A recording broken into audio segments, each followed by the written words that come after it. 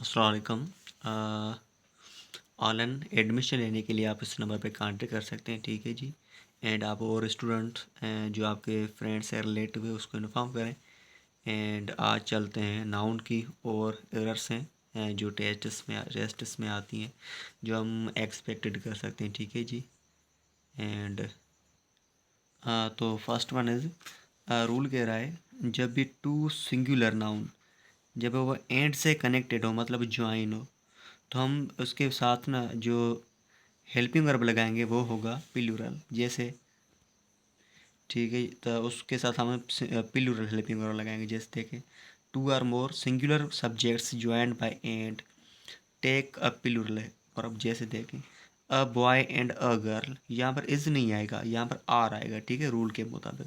तो देने नीचे देखें और एग्जाम्पल।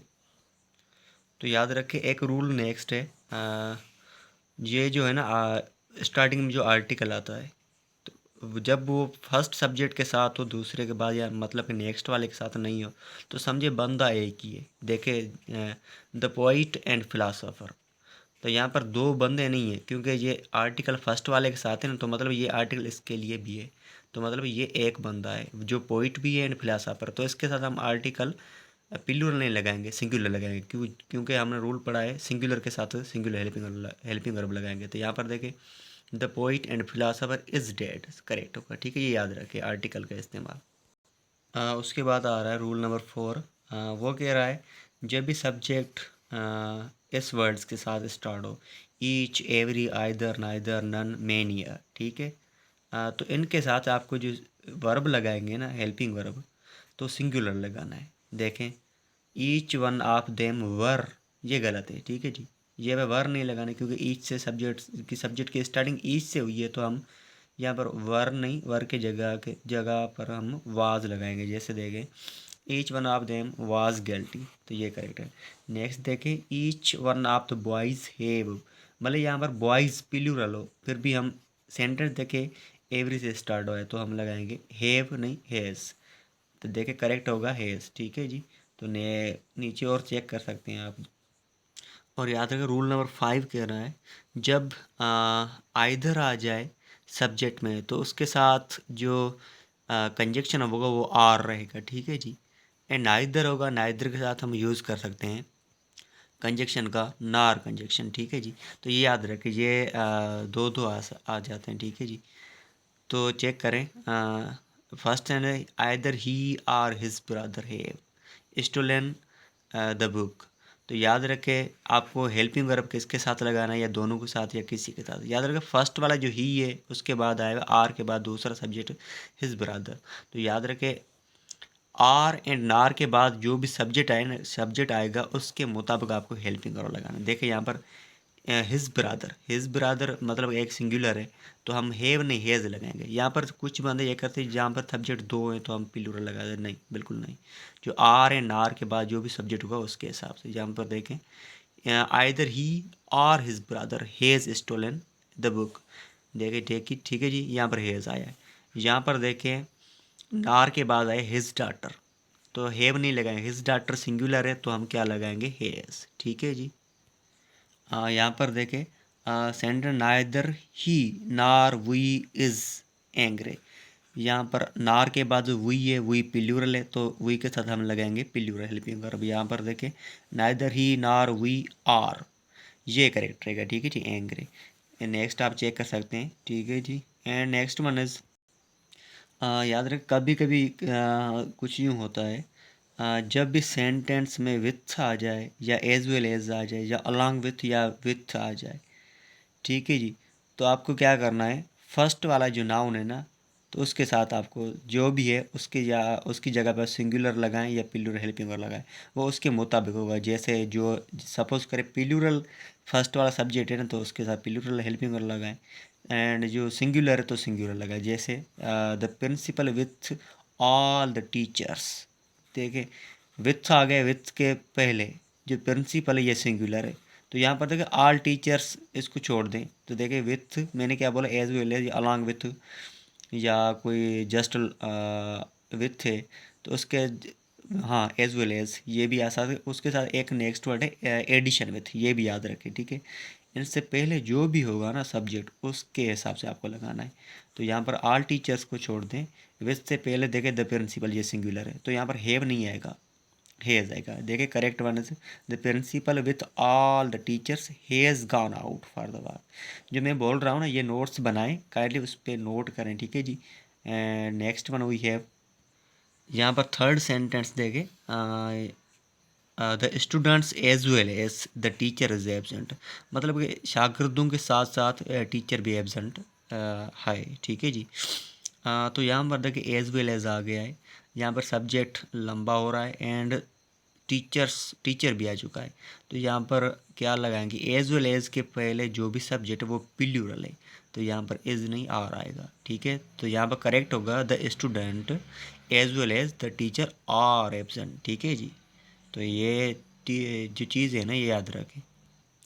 अब एक कन्फ्यूजन है, जब ईच एवरी सब्जेक्ट में दो बार आ जाए, एक बार आता है ना तो हम सिंगुलर लगाते हैं, जब दो बार आ जाए फिर भी हमें सिंगुलर लगाना है। जैसे ईच एक्टर, ईच एक्ट्रेस, यहाँ पर एंड से कनेक्टेड है, आप बोलोगे पहले आपने पढ़ाया था दो सब्जेक्ट कनेक्टेड हो तो हम प्लूरल लगाएंगे, ठीक है जी। तो यहाँ पर देखो सब्जेक्ट ईच से कनेक्टेड है, भले दो एंड से कनेक्टेड हो, ठीक है, उसका कोई इशू नहीं है। लेकिन देखिए ईच से स्टार्ट हुआ है ना, तो हम यहाँ पर सिंगुलर लगाएंगे। तो each actor and each actress are popular, ये इनकरेक्ट है, मतलब गलत है। करेक्ट क्या होगा, तो each actor and each actress is popular, ठीक है जी। ये छोटी छोटी चीज़ें नहीं याद रखें। एंड नेक्स्ट वी हैव, देखिए सब्जेक्ट में जब मोर देन वन सेंटेंस आ जाए, मतलब ऐसा ऐसा कोई फ्रेज आ जाए, तो यहाँ पर आपको ना सिंगुलर हेल्पिंग वर्ब लगाना, प्लूरल नहीं। यहाँ पर आप देखो मोर लगा हुआ है तो सिंगुलर कैसे, ये एक रूल है, ठीक है जी। तो देखें sometimes more than one student are absent, यहाँ पर गलत है क्योंकि मोर देन वन आ चुका है, तो आपको आर नहीं सिंगुलर लगाना है क्योंकि रूल के हिसाब से। तो यह करेक्ट होगा sometimes more than one student is आएगा एबसेंट, ठीक है जी, ये करेक्ट रहेगा। तो मोर देन वन ये याद रखें। उसके बाद है अ नंबर द नंबर, इसका यूज़ कैसे करें, ठीक है जी। अ नंबर है, इसके साथ जो फेल मतलब हेल्पिंग वर्ब वो प्लूरल आएगा। द नंबर के साथ जो सब्जेक्ट सॉरी वर्ब होगा और हेल्पिंग वर्ब जिसको कह सकते हैं वो सिंगुलर लगाएंगे। जैसे a number of people is, आ गया तो आपको प्लूरल लगाना है, ठीक है। A number of people is waiting to the congratulate you, मतलब कि अ नंबर आ चुका है ना तो आपको हेल्पिंग वर्ब प्लूरल लगाना है। तो ये a number of people are आएगा, ठीक है, इज़ नहीं आएगा। उसकी जगह पे द नंबर आ जाए तो आपको हेल्पिंग वर्ब होगा वो सिंगुलर लगाना। जैसे the number of old people have increased in recent years, ठीक है, ये गलत है, ठीक है जी। तो आप करेक्ट करने के लिए क्या लगाओगे, the number of old people has increased. तो याद रखिए एक छोटी सी अ एंड द की वजह से सेंटेंस पूरा चेंज हो रहा है। तो याद रखिए अ नंबर के साथ helping verb plural, the number के साथ सिंगुलर, ठीक है जी। एंड नेक्स्ट हुई है, अब इसको आप थोड़ा सा गौर से देखें एंड सुने। नन ने नन, तो यहाँ पर कभी हम सिंगुलर लगाते हैं हेल्पिंग और कभी कभी प्लूरल। याद रखें जब नन के साथ काउंटेबल नाउन मतलब जिसको हम काउंट कर सकते हैं उसके साथ आपको नन के साथ आ जाए तो सिंगुलर लगाना है, और जब नन के साथ अनकाउंटेबल नाउन आ जाए तो आपको प्लूरल लगाना है, ठीक है जी। देखें नन ऑफ द गर्ल्स, यहाँ पर एस गर्ल्स में एस लगाए, आप सोचोगे प्लूरल है, बस थे सेंटेंस नन से स्टार्ट हो गया। देखिए गर्ल्स आ चुका है, गर्ल्स काउंटेबल है अनकाउंटेबल, गर्ल्स तो काउंटेबल है हम जिसको काउंट कर सकते हैं, तो आपको क्या लगाना है सिंगुलर,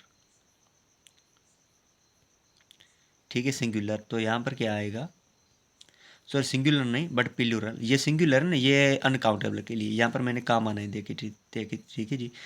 याद रखें नन के बाद काउंटेबल चीज़ें आ जाएं तो आपको प्लूरल लगाना है, ठीक है जी। एंड जब नन अनकाउंटेबल चीज़ों के साथ आ जाएगा तो आपको सिंगुलर लगाना है। देखें तो नन ऑफ द गर्ल्स यहाँ पर काउंटेबल है, ठीक है, काउंटेबल तो आपको प्लूरल लगाना है, ठीक है, हैव, ठीक है, भले सेंटेंस नन से स्टार्ट हो।